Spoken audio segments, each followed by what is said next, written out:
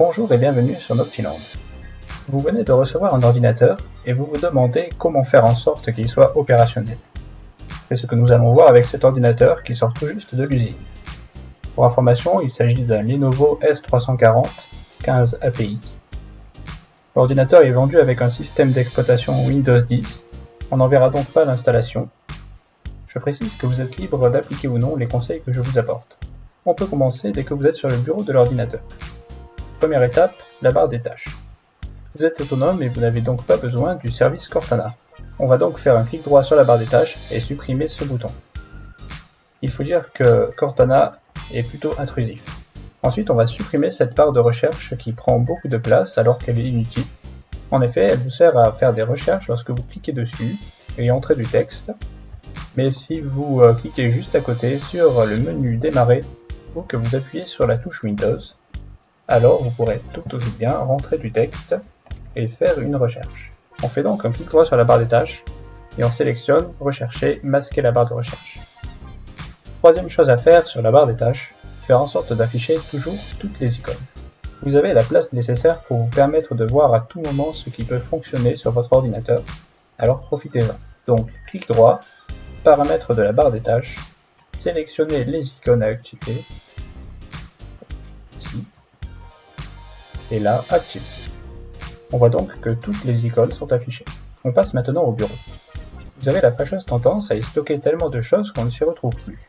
Alors on va au moins créer un dossier raccourci qui contiendra tous les raccourcis des applications que vous avez installées.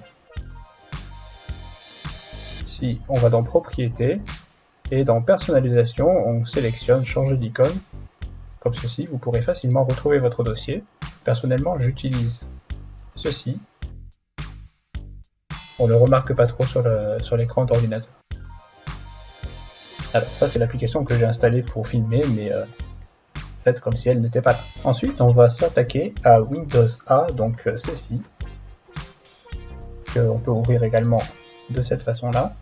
En fait on va juste enlever le Bluetooth parce que c'est inutile pour le moment et on va cliquer sur développer pour que tout s'affiche à tout moment. Parce qu'il y a largement la place. Autre chose également, lorsque vous allumez votre ordinateur, la touche verrouille numlock pour taper les numéros sur le clavier à droite n'est jamais activée d'office. Pour y remédier, vous pouvez rechercher Regedit. Et ici, nous allons tout simplement aller dans HK User, Défaut, Control Panel, Keyboard et la touche initiale Keyboard Indicator. On va faire un double clic et taper 2. OK. Ensuite, on va également aller dans HK Current User, Control Panel, Keyboard et Initial Keyboard Indicator, taper 2. Maintenant, quand vous rallumerez votre ordinateur, la touche verrouille num sera activée. On va maintenant s'attaquer à la personnalisation, donc vous pouvez taper Windows I, on arrive sur les paramètres et on va aller dans Personnalisation. Allons dans Couleur, l'arrière-plan je vous laisse faire. La couleur, vous pouvez tout simplement choisir celle qui vous plaît. Personnellement, j'en ai une en particulier, donc je vais la choisir ici. Voilà. On va également sélectionner le thème que vous utiliserez. Donc ici, c'est clair, mais vous pouvez aussi sélectionner sombre ou personnaliser. Personnellement, je sélectionne sombre. Ensuite, on va dans la partie démarrer et on va activer afficher les applications les plus utilisées et on va décocher afficher occasionnellement des suggestions dans le menu démarrer. Par la suite, vous pouvez aller dans arrière-plan et sélectionner l'arrière-plan que vous voulez. On va maintenant passer à l'explorateur de fichiers. Donc c'est ceci. Remarquez une intrusion de OneDrive. On va le désinstaller tout de suite. Donc tapez désinstaller. Ici, One. Microsoft OneDrive. Désinstaller. Hormis si vous souhaitez l'utiliser. Vous voyez qu'il a disparu de l'explorateur de fichiers. On va maintenant afficher les dossiers cachés. Donc on clique ici. On va dans Affichage, Options et Afficher les dossiers cachés. Donc ici dans Affichage et là Afficher les fichiers, dossiers et lecteurs cachés. On va également, parce qu'il y a plusieurs choses à faire ici, décocher masquer les extensions des fichiers dont le type est connu. Ensuite on passe dans Général et ici vous voyez accès rapide. Donc dès que vous ouvrez l'explorateur de fichiers, il vous affiche l'accès rapide. Nous, on va demander qu'il nous affiche ce PC. Ça va permettre non pas d'avoir cette page-là, mais plutôt d'avoir cette page-là. Ensuite, on va décocher, afficher les dossiers fichiers récemment utilisés dans l'accès rapide. Appliquer et OK. Alors, cet ordinateur possède deux disques durs, donc un SSD et un HDD, et d'office, tout ce qui est documents, images, vidéos, etc. est stocké dans le premier disque dur, comme les applications qui sont installées, et donc le deuxième disque dur n'est jamais utilisé. Or, un SSD, il faut le ménager, et donc tous nos documents et images, on va les stocker sur le HDD. Ce que je vais vous montrer s'applique également à un ordinateur qui possède un seul disque dur, car notre problème persiste sur les dossiers, par exemple le document. Ici, vous voyez que le dossier Camtasia a été créé, c'est l'application que j'utilise pour filmer, et il s'est créé automatiquement. Ce n'est pas un dossier que j'ai voulu créer moi-même. C'est donc plutôt embêtant si vous voulez stocker que vos fichiers, vos dossiers à un certain endroit, et non pas les mélanger au dossier de l'ordinateur. Ceci est également valable pour images, où deux dossiers sont déjà créés.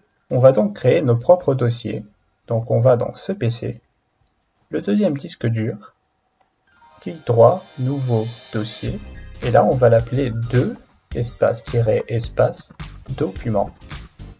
On pourrait l'appeler document également, mais pour éviter toute confusion, je préfère l'appeler comme ceci. Vous avez également le raccourci CTRL majuscule N pour créer un nouveau dossier. C'est ce que je fais avec le dossier image que je coupe le dossier vidéo de cette façon. On va également créer le dossier musique, donc de musique. Et ensuite on peut les personnaliser comme le premier sur le bureau. Donc aller dans personnaliser, changer l'icône et sélectionner celle qui vous convient. Une fois la personnalisation terminée, on peut désépingler les dossiers documents et images de l'accès rapide. Et on peut également épingler les nôtres à l'accès rapide. Vous pouvez également aller dans ce PC et épingler vos disques durs. Étant donné que nous avons désélectionné l'épinglage automatique dans l'accès rapide, ce seront les seuls dossiers qui seront visibles dans l'accès rapide. On passe maintenant aux applications. Donc première chose, l'outil capture d'écran. Généralement, lorsque vous faites une capture d'écran, vous utilisez ceci. Or, il vous propose d'essayer capture d'écran et croquis. Donc nous allons plutôt l'épingler à la barre des tâches et aller dans ses paramètres.